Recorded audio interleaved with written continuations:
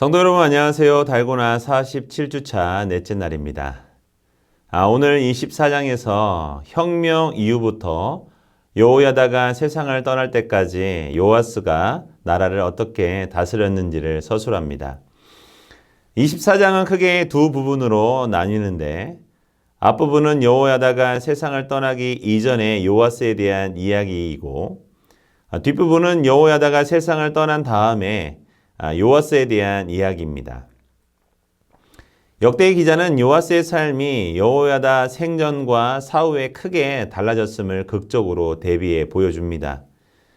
역대기는 유다 왕들을 대체적으로 긍정적으로 평가하는데 요아스에 대해서는 앞부분에는 선행을 기록하고 뒷부분에는 악행을 기록해 독자들로 하여금 요아스가 선한 왕으로 시작했지만 악한 왕으로 삶을 마친 것으로 생각하게 합니다. 요아스는 왕이 되어 40년을 치리했는데 적어도 대제사장 여호야다가 살아있는 동안에는 하나님 앞에서 바른 삶을 살았습니다. 먼저 요아스는 여호와의 전을 보수할 뜻을 세웠습니다. 아달랴의 악정 아래 심지어 성전의 모든 성물조차 바알을 위해 사용했을 정도로 성전이 철저히 더럽혀졌기 때문입니다. 요아스는 성전 보수를 그의 인생에서 중요한 일로 여겼습니다. 그의 뜻은 참으로 하나님 앞에서 향기로운 것이었습니다. 인생의 값진 일들은 그 일을 위해 비전을 세우고 의지적으로 노력할 때 성취할 수 있습니다. 세상 사람들은 명예나 부를 위해 뜻을 품습니다. 그러나 하나님의 백성은 달라야 합니다. 하나님을 위해 거룩한 뜻을 품는 인생이 되어야 합니다. 요아스는 제사장과 레위 사람을 모아 성전 수리를 위한 경비를 마련하라고 명령했습니다.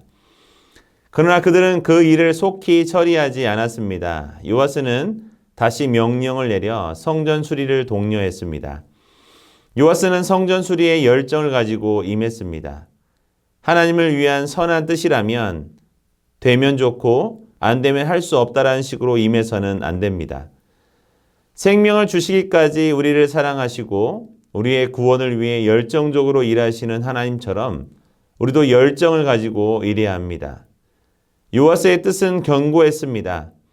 하나님을 향한 비전은 분명한 당위와 절실한 필요 가운데 나오는 것입니다. 또 반드시 성취되어야 할 만큼 가치 있는 것이 되어야 합니다. 요아스는 말로만 그치지 않고 궤를 만들어 여호와의 전 문 앞에 두었습니다. 백성에게 율법을 가르치는 정해진 세를 내게 한 것입니다. 뜻밖에도 백성은 기뻐하며 돈을 가져다 꾀에 넣기 시작했습니다.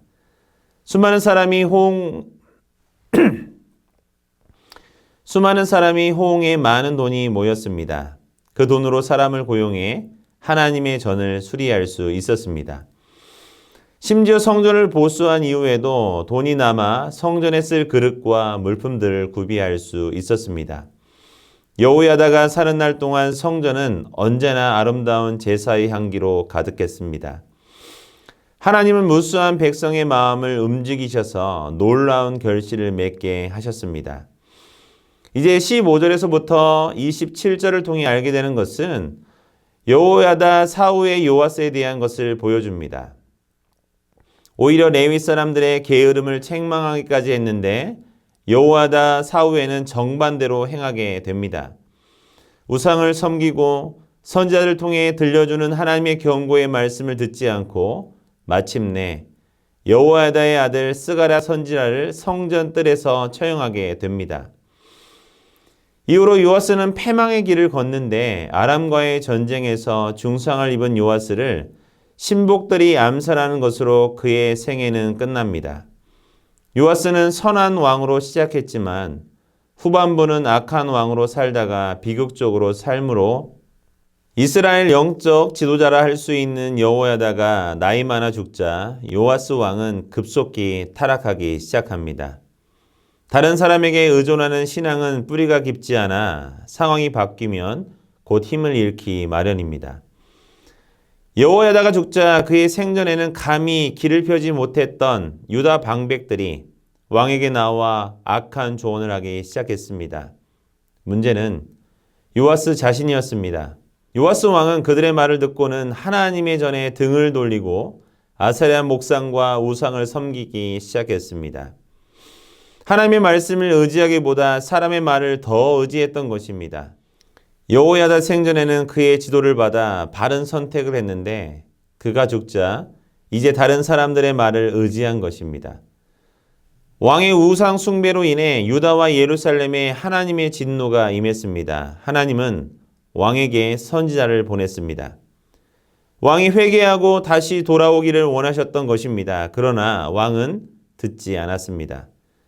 사람은 연약해서 죄악의 길로 갈 수 있습니다. 하지만 하나님의 경고에도 불구하고 계속 그 길을 고집한다면 소망이 없습니다. 하나님은 여호야다의 아들 스가랴를 보내 왕의 죄를 물으셨지만 왕은 그를 성전 뜰에서 돌로 쳐 죽이게 했습니다. 하나님의 말씀을 대언하는 종을 하나님의 전에서 살해한 이 사건은 두고두고 비극으로 남았습니다. 왕은 지난날 하나님이 베푸신 은혜를 저버리고 심판을 자초하는 길로 들어서게 된 것입니다. 하나님을 배신한 인생에게는 다른 인간의 배신이 기다리고 있습니다. 1년 후 요아스는 유다보다 적은 아람 군대에게 대패하고 말았습니다. 이는 요아스 왕과 유다 사람들이 하나님을 버렸기 때문이었습니다. 이것은 비극의 시작에 불과했습니다. 요아스가 크게 상하고 돌아오자 그의 신복들이 요아스를 침상에서 쳐 죽였습니다. 하나님을 배신한 요아스 왕의 최후는 비참했습니다. 처음에 요아스 왕은 은혜로 시작했습니다. 하나님은 그를 기적 가운데 살려주셨고 어린 나이에 왕이 되게 하셨습니다. 또 그의 인생에 하나님을 위한 큰 일을 이루게 하셨습니다. 그러나 죄악의 길로 들어서서 악한 일을 일삼자 요아스의 최후도 결국 비참할 따름이었습니다. 사랑하는 성도 여러분, 죄악의 길은 당장은 형통해 보여도 반드시 패망으로 이어집니다. 우리의 신앙의 시작도 좋아야 하지만 하나님의 부르시는 그날까지 우리의 믿음을 지키는 것이야말로 더 중요합니다. 오늘 말씀을 통해 우리의 믿음을 돌아보길 바라며 성령이 깨닫게 하실 때 순종하고 돌이키는 것이 얼마나 큰 은혜인지 깨닫길 소원합니다. 수고하셨습니다.